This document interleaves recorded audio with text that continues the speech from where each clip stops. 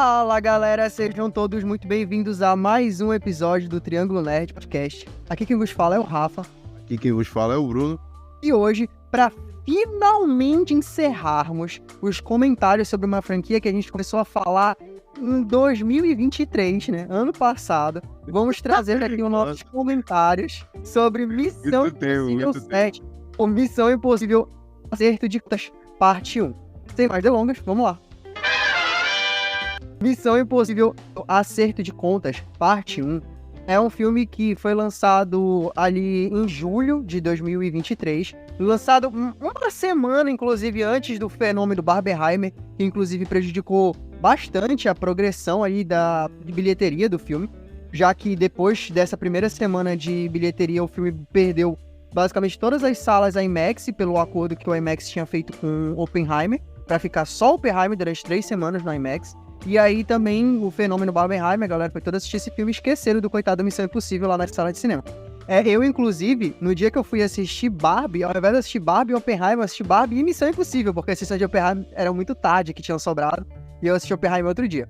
Mas, enfim, o filme, ele é dirigido pelo Christopher McQuarrie e tem como roteiristas o Bruce Geller, o próprio Christopher McQuarrie e o Eric Jendrensen. Tem como artistas, né, atores participando do filme. O Tom Cruise novamente volta aí no papel principal, com o Ving Rhames, o Simon Pegg, a Vanessa Kirby e a Rebecca Ferguson reprisando papéis de filmes anteriores, né? E tem algumas adições aí, como a Hayley Atwell, que a galera deve conhecer aí como a Agente Carter do universo cinematográfico da Marvel. Tem a Pom Klementieff, que a galera também deve conhecer como amantes ali do grupo dos Guardiões da Galáxia. Tem o Wesley Gonzalez, dentre diversos outros atores. Mas o que é a trama? Bom, a trama é aquela coisa meio genérica que a gente sempre vê, né, de Missão Impossível. A gente tem uma espécie de inteligência artificial que foi desenvolvida para uma coisa, mas ela acaba criando consciência e meio que se rebelando contra o governo, digamos assim. E isso faz com que o Ethan Hunt, né, o nosso querido Tom Cruise, ele seja enviado em uma missão para resgatar 2 partes de uma chave que abrem um compartimento onde está essa tal dessa inteligência artificial, sendo que no filme, na verdade, o Tom Cruise ele só descobre no final o que diabos essa chave abre.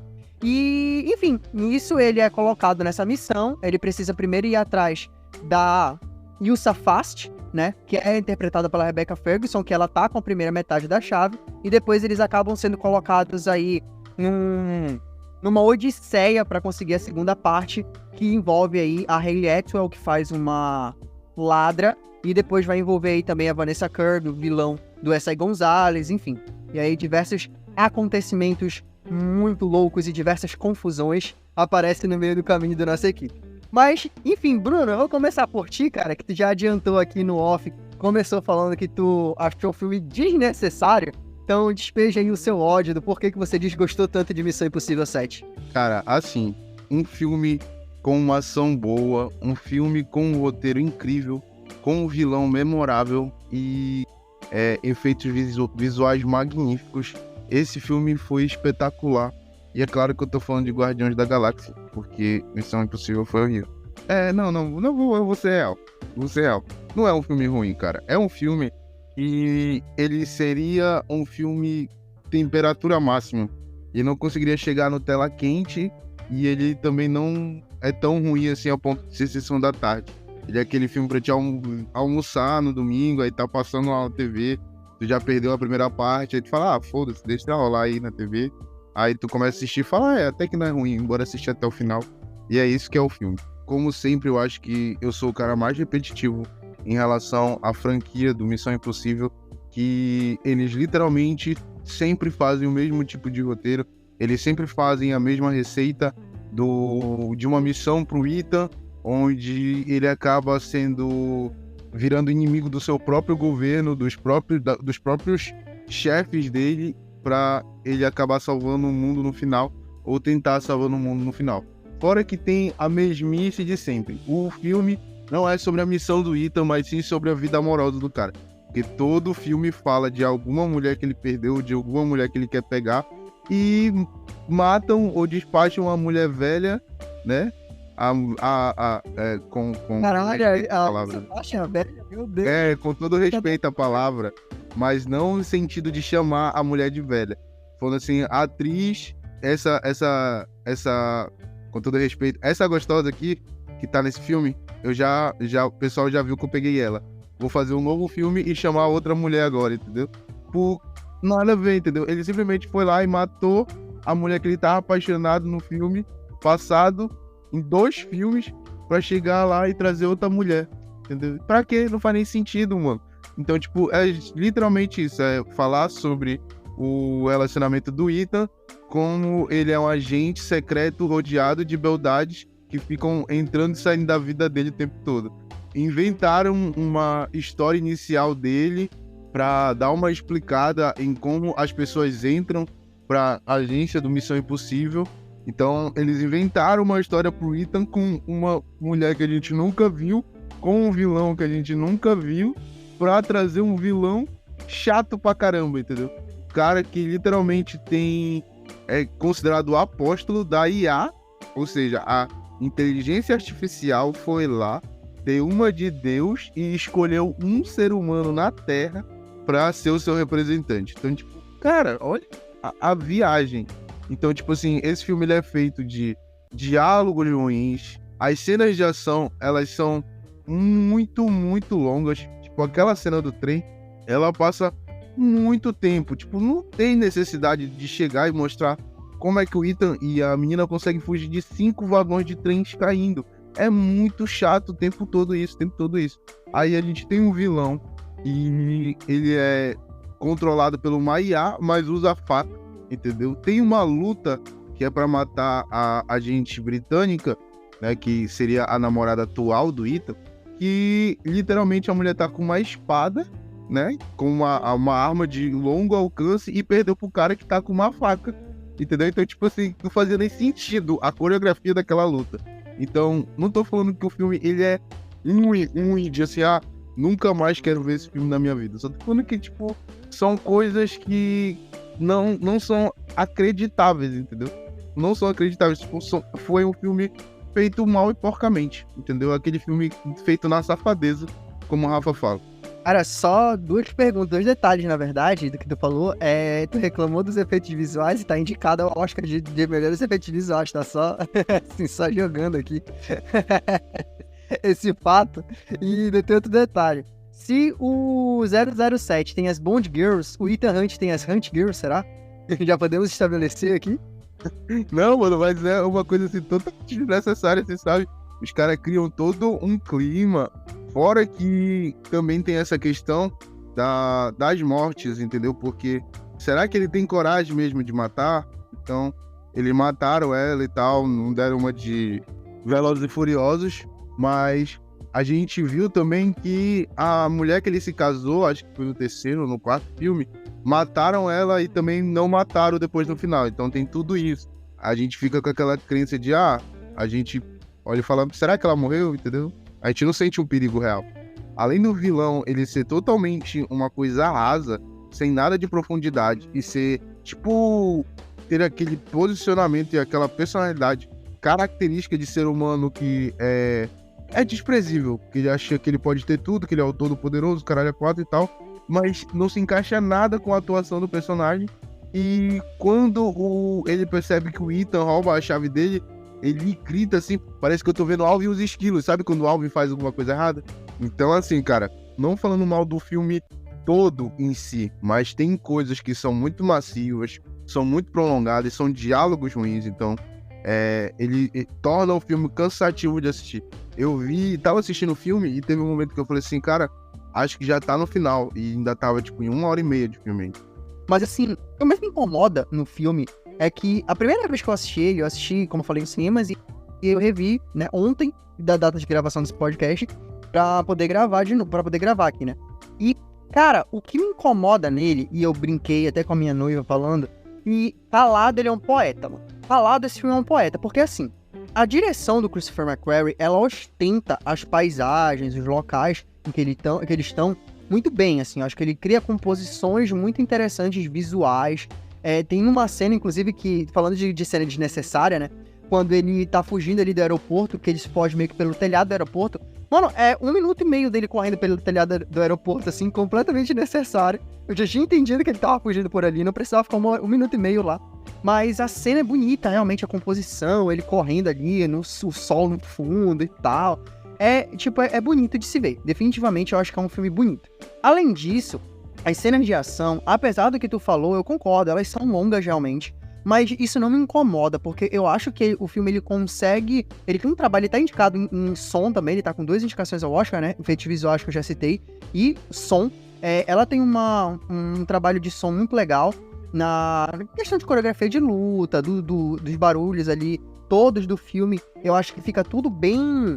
Tá bem mixado, não fica um negócio muito mais alto do que o outro, te atrapalhando, te incomodando na hora da ação. A trilha sonora, ela entra também muito bem pra compor as cenas, e eu acho que ela é muito bem escolhida, ela dá, assim, uma urgência pras cenas, um ritmo que eu curto muito, assim, que me empolga de assistir as cenas de ação, os momentos de tensão do filme e tal. Eu acho que nesse quesito é bem feito, assim. Além disso, eu acho que as cenas de ação, elas compõem a maior parte do filme. Então faz com que, apesar de elas serem longas, o filme ele não é tão cansativo, não foi, pelo menos pra mim, tão cansativo assim, ainda que realmente dê essa sensação de que, cara, muita coisa já aconteceu ali, faltando 1h30 ainda pro filme acabar. Então dá um impacto, mas, por exemplo, depois disso, engata ali, acho que quase que 2 cenas de ação, assim, uma atrás da outra, e eu já me vejo investido de novo no filme, empolgado de novo. No entanto, né, dito isso, como eu falei, calado é um poeta, porque essas questões, elas são, pra mim, muito boas e muito bem realizadas. As cenas de ação, no sentido de coreografia também, eu curto, cara, eu não tive esse problema que tu falou até naquela cena, por exemplo, deles ali lutando uma com uma espada, outra com uma faca, né, e tal. Não é nada assim, nossa, espetacular as coreografias de ação, mas elas são tão bem ali, acho que elas são bem colocadas. E tem um em especial que eu gosto muito, que é a luta deles naquele bequinho, que é ele contra a Paris, né, que é a personagem da Pom Clement F, mais um capanga qualquer ali, e é o Ethan Hunt, né, lutando. Cara, eu gosto bastante daquela cena, eu acho inventivo pela limitação de espaço, porque é um beco muito, muito apertado realmente. E a forma como a luta se desenrola, eu acho bacana, eu curto. Então tudo isso, cara, pra mim, com uma outra exceção ali, relacionada justamente a efeitos visuais, algumas facilitações para os planos darem certo e tal, eu acho que com algumas exceções pontuais, alguns problemas pontuais, pra mim o filme funciona muito bem nesse quesito de ação, trilha sonora, enfim. Agora, realmente, cara, no que diz respeito a diálogo, puta que pariu, velho. Eu vou soltar um palavrão, porque se eu não soltar o palavrão, a revolta não, não chega no nível de revolta, assim. Cara, a cena que é logo no início do filme, acho que com uns 10, 15 minutos de filme, que tá uma galera, assim, de governo. Tipo, tá o cara da CIA, tá o chefe de segurança lá. Cara, inclusive, o chefe de segurança não saber que a IMF existe é completamente inaceitável e inverossímil. Não existe aquilo ali, cara. Pra mim isso não faz o menor sentido. O chefe da CIA sabe que existe, acho que o chefe de, sei lá, das contas sabe que existe, a mulher lá, que eu não sei nem do que ela é, sabe que existe, mas o chefe da segurança nacional não sabe que a IMF existe. Vai tomar no cu.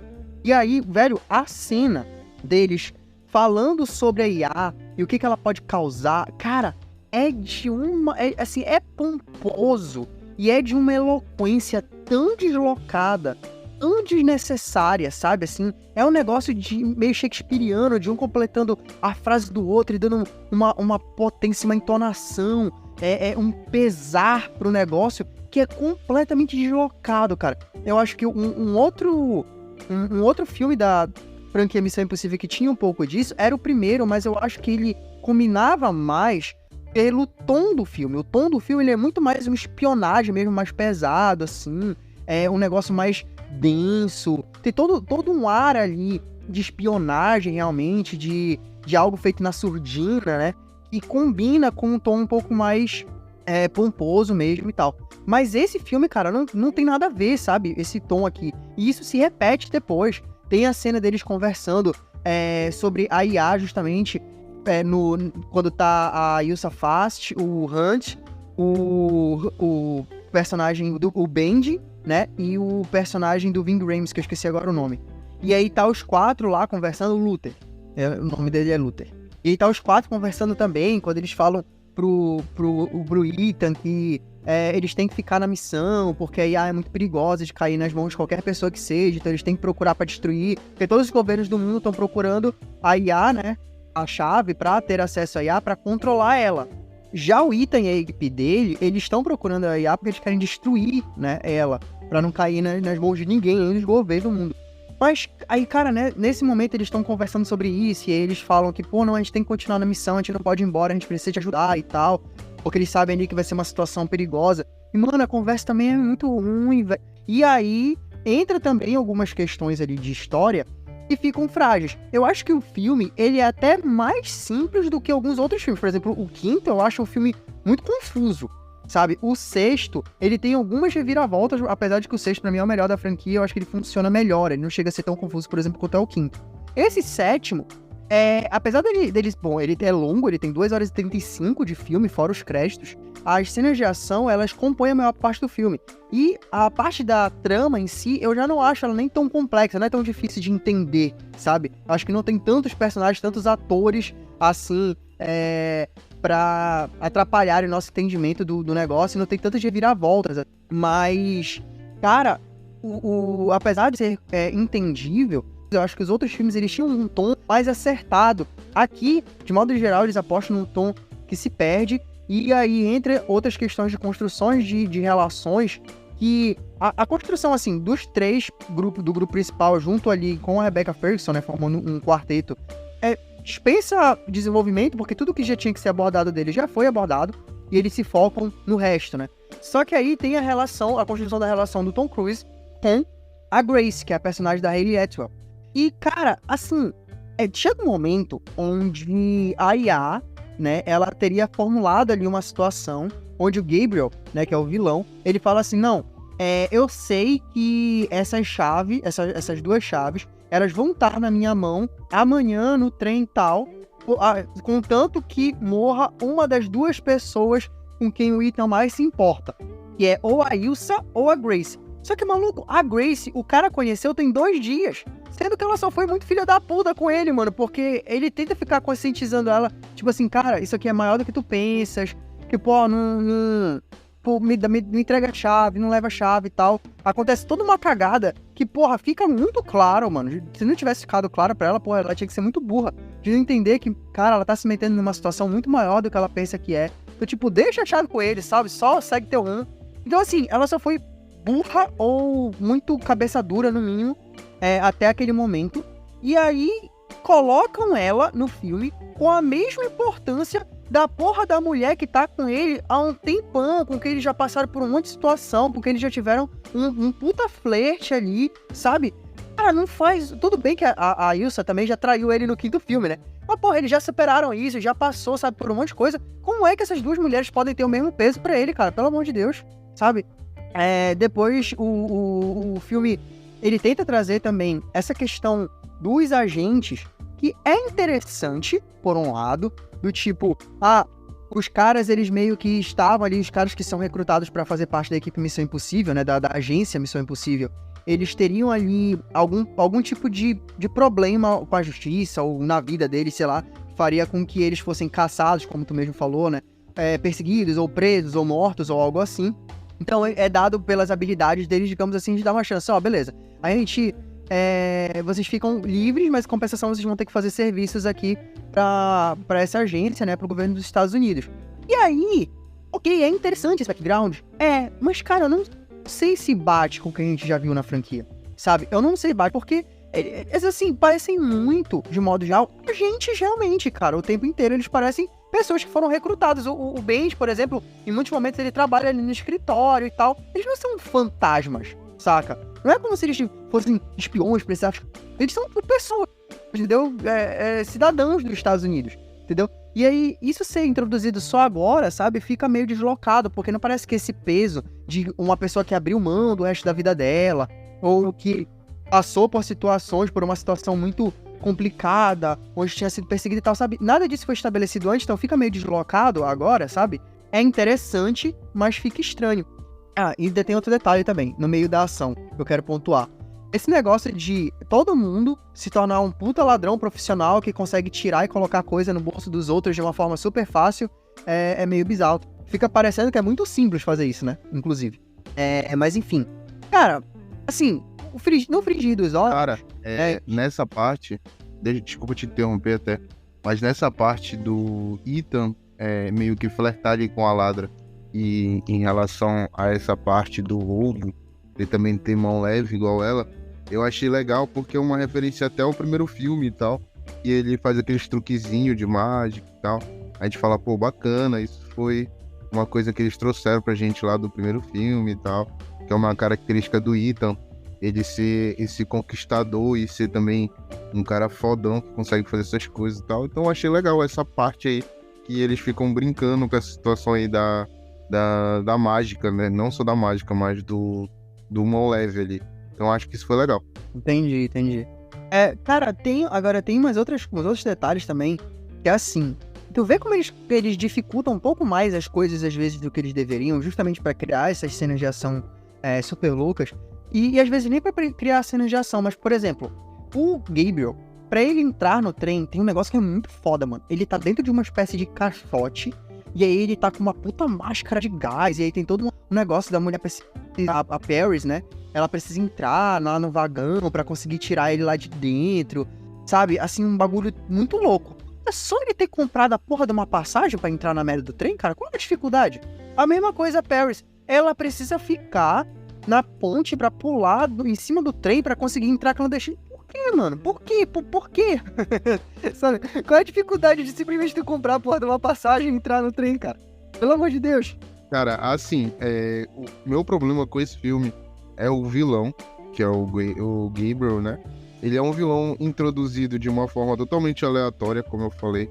Ele chega no filme de carrão de cena, tipo, olha, esse aí é o vilão, é o inimigo mortal do Ethan, mas que a gente não falou nada sobre ele em 6 filmes. A gente veio falar pra ele aqui no 7º, esse aqui é o Dark Side dele, o apocalipse dele. Aí a gente vê que, além de tudo isso, o vilão, ele não tem um carisma, ele não passa aquela pressão, aquele negócio de vilão, e nem aquela ideia de, tipo assim, tu olha pro vilão, tu vê a justificativa dele, tu vê o plano dele, tu vê o que ele tá falando, mas tu não consegue falar assim, olha, eu não apoio, mas eu entendo, entendeu? Nem isso o vilão faz. Então ele é um vilão totalmente caricato, foi jogado ali, caiu ali de paraquedas, tentam dar uma sombra pra ele, uma pressão nele, falar, olha, como ele é foda, ele é não sei o que, o cara é pato, mas não, é só um cara que chegou ali e falaram, inventa um vilão aí, bora jogar lá, e se der certo, deu, se não der, não deu. E não deu, entendeu? Tipo, ele, como tu falou, tem esse diálogo dele de falar que pra ele conseguir a chave exatamente amanhã, ele tem que matar uma pessoa que o Ethan gosta, só que aí, tipo, nada a ver isso, porque justamente foi o que tu falou, não tem o mesmo peso emocional em relação às duas pessoas que ele colocou ali na balança. E tem a questão também do trem, que, como tu falou, essa entrada do trem foi totalmente forçada, foi aquela questão de espionagem mesmo, tudo bem, a gente releva, mas aí quando tu vê que o plano dele é explodir o trem e matar todo mundo que tá ali dentro, tu fala, pô, beleza, bacana, tá aí um plano legal de um vilão, a gente tá vendo que ele tá seguindo ali o caminho do mal, né, tranquilo. Aí o que acontece? Ele tem um plano pra fugir do trem, o plano dele acaba acontecendo com êxito, ele consegue fugir do trem. Aí quando ele percebe que ele não tá com a chave, o que ele faz? Ele grita o nome do Ethan e não para a bomba que impediria que o Ethan e a galera morressem. Porque o Ethan tá com a chave. Se ele sabe que o Ethan tá com a chave, que o Ethan, pra quem ainda não viu o filme, tá? Eles têm uma luta ali em cima do trem, e o Ethan meio que tá com a faca dele, porque eu não entendo que um filme de espião, os caras não tem arma, usam faca. O cara tá com a faca dele ali, aí o Ethan rouba a faca dele, aponta a faca pro pescoço, aí aparece 2 agentes do governo que foram mandados pra matar o Ethan e rendem ele. Aí o Ethan vai e deixa o Gabriel escapar. Quando o Gabriel escapa, ele escapa tipo numa caminhonete, numa coisa de lixo, sei lá. E ele vai pegar a chave e ele percebe que o Ethan fez novamente um dos truquezinhos ali de mágica, mão leve, né? roubou as chaves dele. Então, ele vendo que o plano dele não deu certo, ele devia abortar o plano para que ele mantesse a segurança da chave, né? Porque o objetivo dele é pegar a chave. Aí, ele foda-se, ele tem um relógio e ativa a bomba, mas o relógio não desativa, entendeu? Então ele falou, tipo, eu perdi a chave, então foda-se. Que foda-se, morre aí, Ita, morre todo mundo, e a chave fica com Deus. É isso, entendeu? Então, tipo, a cena da explosão do trem é totalmente desnecessária a ponto que tu entende que o plano do vilão não deu certo. Se o plano do vilão tivesse dado certo, aí sim teria êxito essa cena. Essa cena faria sentido. Mas a gente vendo que o plano do vilão não deu certo, não faz sentido. Cara, mas não é só o plano do vilão, não. Deixa eu te perguntar um negócio. Se o Ethan precisava entrar no trem, tipo, ele não, sei lá, ele não podia comprar uma passagem, tal, alguma coisa assim, beleza. Ele tem que entrar no trem. Tu viu como é que a Paris entra no trem? Ela fica lá em cima do negocinho de uma ponte, pula e pronto, tá dentro do trem. Por que caralho o Ethan não faria a mesma coisa? Por que ele tinha que fazer todo um plano de interceptar o trem num lugar onde ele ia desacelerar? Caralho, o cara, o Benji, ele tá lá com a porra do mapa, ele não consegue ver que tem uma pontezinha com uma estrutura onde o Ethan consegue pular em cima do trem, entendeu? Tipo assim, ele não precisava passar por tudo aquilo, cara. É porque assim, o problema é que a missão é impossível pro Ethan. Ela não é impossível pra menina, entendeu? Então, quando a menina faz essas coisas, é porque é possível. O Ethan, ele só trabalha com o impossível. Então, quando tu chega e fala, olha, Ethan, tem isso daqui que a gente pode fazer e tem isso daqui que é impossível de fazer, mas também dá certo. O que tu acha que o Ethan vai querer? Que é impossível de fazer. Ora, senão não tem filme. Mas é justamente, tipo assim, essas questões, eu acho que é onde a gente sente, a gente vê a mão do roteiro manipulando as coisas para elas ficarem mais épicas do que elas precisariam ser, entendeu? Eu acho que, nesse ponto, tipo, a ação é excelente, beleza, pra mim, pelo menos, ela é realmente excelente. Mas acaba não, assim, tem certos pontos que tu olha e fala, cara, muito legal, mas tu consegue enxergar que existiria uma rota mais fácil, entendeu? Pra te resolver aquilo, sabe? E aí, às vezes, aqui e ali, isso acaba incomodando um pouquinho. Mas, enfim, é a escolha do filme, né? É a opção do filme pra construir essas cenas incríveis, magníficas e tal. Mas aí, cara, tu gostou do vilão? Ou tu compartilha da mesma opinião?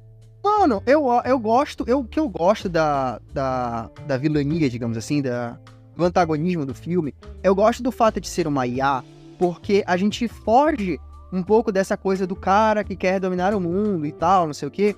E traz por uma coisa que é bem atual mesmo, que eu acho que não é... Assim, é um pouco absurdo porque é um computador, querendo ou não, mas não é tão absurdo assim. A gente já viu, tipo, sei lá, Exterminador do Futuro, há não sei quantos anos atrás, que tem essa mesma lógica, né? Então eu gosto de fugir um pouco, não é que seja uma grande novidade, mas pra dentro da franquia, pelo menos, foge um pouco daquela coisa de, nossa, tem um cara com um plano absurdo, que a gente viu que foge um pouco disso ali no 3, né, que a gente até brincou que o cara corre tanto atrás de um bagulho que no final termina o filme e a gente não sabe nem pra que diabos aquele tal daquele pé de coelho servia no fim das contas, no terceiro filme. E aqui a gente tem um pouco dessa subversão de novo, que eu curto, e ajuda também a essa coisa de... Porque muitas vezes o que parece impossível acaba sendo realizado não só pelo ponto de vista dos mocinhos, mas também do vilão. Então assim, cara, mas tal coisa só podia dar certo se X, Y e Z também acontecesse. Como é que o vilão ia prever que X, Y e Z também iriam acontecer do jeito que ele esperava? E como é uma IA, tu tira um pouco desse peso, tipo assim, não, beleza, ela calculou umas possibilidades, não sei das quantas, e tu engole um pouco mais fácil essas lorotas, entendeu? Do que se fosse um ser humano. Agora, quanto o Gabriel em si, cara, eu acho que nada a ver. Pra mim não fez nem cheira. Ele não é marcante, realmente. Ele não é um personagem, assim, que dá aquele impacto que te causa um temor, realmente. Eu acho ele bem genérico, de modo geral. O papo dele ali de ter um passado com Ethan, eu acho que pouco acrescenta a trama. Tem alguma coisa ali de, será que ele vai matar o cara ou não vai? Mas, assim, não acho que não acrescenta tanta coisa, realmente, os acontecimentos. E o que é mais frágil pra mim é ele embarcar na DIA, porque, tipo, não faz sentido ele embarcar na DIA. Até a própria, digamos assim, logística de, tipo, cara, como é que ele foi, sei lá, contratado, digamos assim, sabe? Por uma inteligência artificial, entendeu? E por que ele embarcou na dela? fica esquisito, Qual é a motivação dele, né? deslocado, mas eu só me desliguei desse fato e curti o filme, sabe? Mas realmente, se tu parar pra pensar, é muito esquisito mesmo. A gente olha e fala, qual é a motivação desse cara? Por que que ele só apareceu agora? Se ele tem uma história com isso. Termina o filme e tu não sabe qual é a motivação dele, entendeu? Por que que ele encarou com a IA? Por que que ele tá nessa? Tu não sabe, tu fica sem saber. É fraco. O meu problema em relação a esse vilão, o Gabriel, é justamente essa parte. Que é tipo, além deles chegarem e não darem uma motivação específica pro vilão, chegaram e falaram que ele, tipo, onde ele passa é a morte. Porque se ele tá envolvido, corre todo mundo, porque ele vai matar todo mundo que tá perto do Ethan. E o Ethan, que sempre foi aquele cara que confiou confiou no taco dele. Ele chegou lá em um momento do filme, quando ele descobriu que o Gabriel estava envolvido, ele ficou desesperado e mandou todo mundo correr, aborta a missão, porque se o Gabriel tá aqui, ele é apenas um ser humano, mas se esse cara tá aqui, ele vai matar todo mundo, então aborta a missão, não sei o quê. Então o filme tentou passar um temor em relação a ele, que não foi absorvido pelo público. Eu acho que em maioria, entendeu? Pra mim ele parece um tiozão mecânico, entendeu? Essa questão, tipo, até da caracterização do personagem foi ruim. Chegar e botar ele, tipo, com faca. Tem uma cena que ele tá enfrentando lá que ele fala com a Mavis, né? Ele chega pra ele e fala assim, olha, você vai contar tudo que você ouviu pro Ethan, porque eu te traí, e você vai pro lado dele porque ele poupou tua vida. Tipo, além desse diálogo ser ridículo, aí no final ela ainda dá crédito pra ele por isso. Porque ela vai lá e conta pro Ethan que realmente ela vai e conta os planos e fala, tipo, ela fala assim, realmente eu estou fazendo o que ele falou, entendeu? Como se ela tivesse sido manipulada por ele. Mas nunca, foi exatamente o que aconteceu. Ele chegou lá e parece que ele previu o que ia acontecer, mas quem sabe, a única pessoa que faria isso era a inteligência artificial. Aí o cara é mais forte que a inteligência artificial. Como assim, entendeu? Não faz nem sentido. Então, tipo, tem o problema desse filme é esse vilão. E eu acho que ele funcionaria muito melhor se trouxessem, tipo assim, olha, esse cara aí é só um cara normal que decidiu se afiliar a IA e ele é perturbado da cabeça. Aí pronto, beleza. Agora, quando tentam botar esse peso emocional de um passado pro Ethan junto com ele, não funciona, entendeu? Então fica muito ruim essa parte do filme. É justamente toda essa pomposidade, todo esse peso, tudo que tem que ser megalomaníaco, sabe? E aí tem coisas que funcionam e tem umas paradas que fogem muito. Essa questão do vilão acho que foge bastante. Fora que ele como eu falei, um vilão que deveria ser memorável, aí o cara anda com não sei quantas facas, porque ele enfiou uma faca lá na cúmplice dele, aí lá no trem, em cima do trem ele já tava com 2 facas de novo. E o cara o cara anda com 7, 10 facas dentro da roupa dele, porque ele tira a faca do cu ali pra atacar os caras, mano. Tudo lá. Eu acho muito bom, mano. É na luta da Grace contra ele, que quando ela tira a segunda faca, tipo, a cena é filmada de um jeito, tipo, uau, ela tem 2 facas. Uau, e o pior não é nada. O pior dessa cena é que é, tipo assim, a gente vê que ela tem 2 cenas de luta, sendo que ela é uma ladra. E, tipo assim, o filme dá a entender que ela é uma ladra, que a especialidade dela é ser ladra. Mas aí a gente vê ela lutando contra agentes treinados, ganhando e batendo de frente com o vilão. Tudo bem que ela não ganhou na questão do vilão e tal, deram uma super bufada no vilão, porque, como eu falei, se tu escolhe brigar com um cara de faca e tu tá com uma espada, tu perder pro cara de faca é a maior humilhação. Porque a gente tá falando ali de distância, entendeu? Então um cara que tá com uma espada, ele tem uma envergadura muito maior do que o cara que tá de faca. Aí tu consegue perder pra um cara de faca, mano. Cara, isso é totalmente inacreditável. Bom, cara, pra encerrar aqui, pra depois a gente dar nossas notas, eu só quero falar de 2 diálogozinhos que eu gosto bastante no filme. E o primeiro é quando o Ethan, ele, tipo, o Benji, ele tá só falando, olha, segue reto aí, indo com a moto, daqui a pouco tu vai ver o trem. Aí o Ethan segue, aí fica uma hora o Ethan, e aí, cara, quando é que eu vou ver o trem? Não, só segue nesse caminho que eu já vou te falar. Aí quando ele chega no penhasco, aí ele fala, tá, tipo, e aí, o que é que eu faço agora? Aí o Benji, ó, você tá vendo o trem? Aí ele, tô, lá embaixo. Aí ele, pois é só pular. Aí ele, como assim só pular? Aí o Benji, tipo, olha, você, tipo, se tome as rédeas da situação e se controle, porque eu estou numa situação de muita pressão aqui. E aí o Ethan, tipo, como assim, caralho? E eu acho legal. Falta Eu acho legal. filme, sabe? Eu tinha muito mais isso no 4 e no 5 do Benji, e eu acho que falta aqui.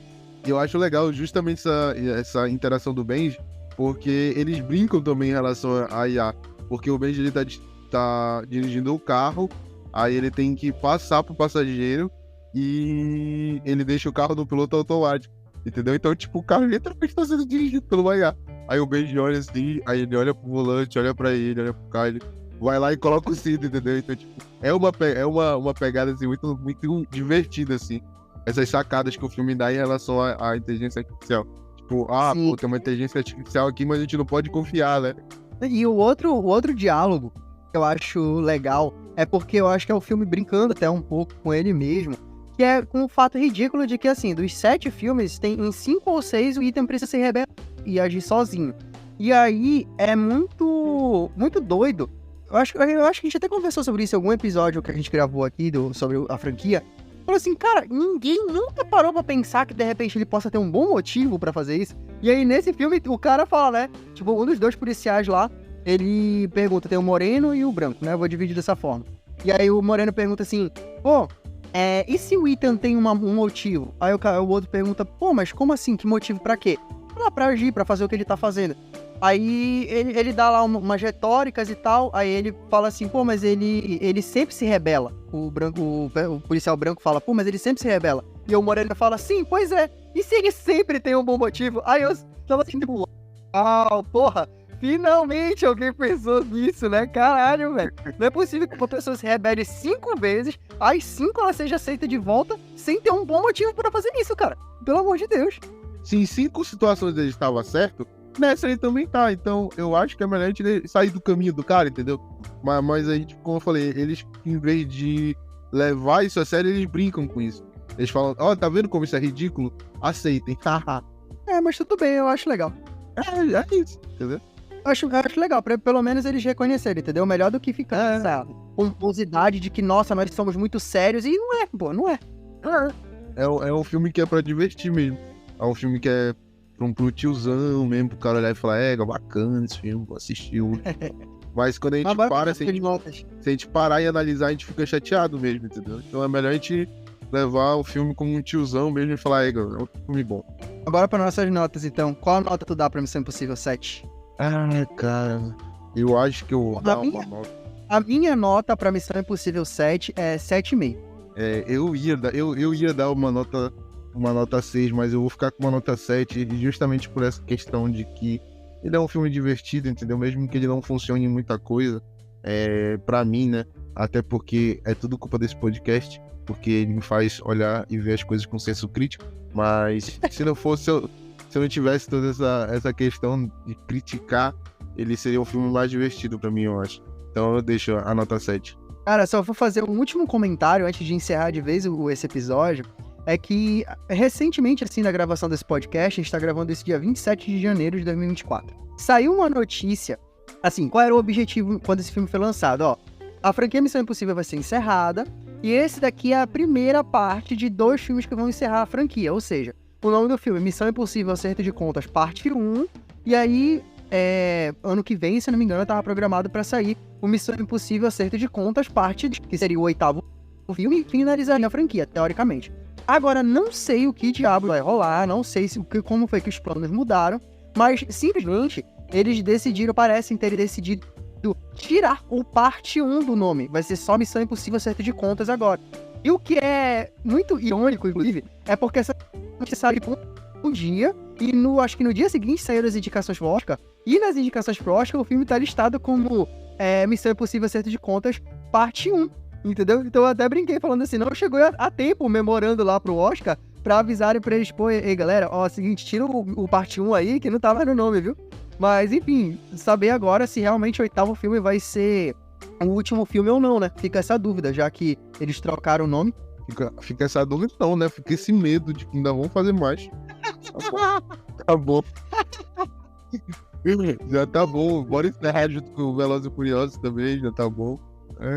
Daqui a pouco. O Velozes e Furiosos é outro, né? Que tá no limbo aí, porque parece que vão adiar o filme. porque o Missão Impossível é ótimo. Porque o Vin Diesel tá acusado de assédio, o roteiro parece que ainda não tá pronto. Cara, também tá uns papos aí dizendo que o próximo filme, o personagem de Jason Momoa não vai ser mais o vilão, que vai ter um investimento muito menor do que teve esse último. Tudo bem que esse último foi inflacionado pela pandemia e tal.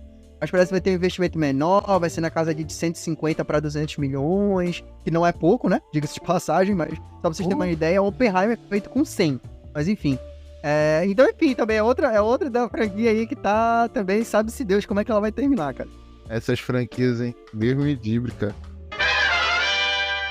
Então é isso, galera. Mais um episódio do Triângulo Nerd Podcast vai chegando ao seu final. Muito obrigado para quem nos ouviu até aqui. Não esqueça de curtir, compartilhar e comentar o nosso conteúdo, a depender da plataforma na qual você esteja nos ouvindo. Também nos classifique aí no nosso podcast. O Spotify ele dá essa opção, coloque 5 estrelinhas aí pra gente se você acreditar que nós merecemos. Nós estamos também disponíveis aí no Instagram como Triângulo Nerd. Não esqueça de dar uma conferida lá que a gente avisa quando sai episódio novo, coloca a programação da semana. Semana passada, inclusive, até postei uma crítica lá de conteúdo que a gente não vai colocar aqui. Pretendo fazer mais disso a partir de agora, sempre que tiver um tempo. E é isso, galera. Muito obrigado, até a próxima semana e um abraço. Tchau! É isso aí, galera. Um grande abraço. E eu queria fazer uma pergunta pro Rafa aqui pra encerrar. Rafa, quer assistir um filme que tem uma inteligência artificial que se volta contra a humanidade, onde um agente do governo ele reúne uma equipe incrível para conseguir combater essa inteligência artificial e no final acaba dando tudo certo? Sabe qual é esse filme? Isso é possível 7. Vingadores da Era de Ultron. Tchau. É isso aí, galera. Tchau. Isso é tudo, pessoal.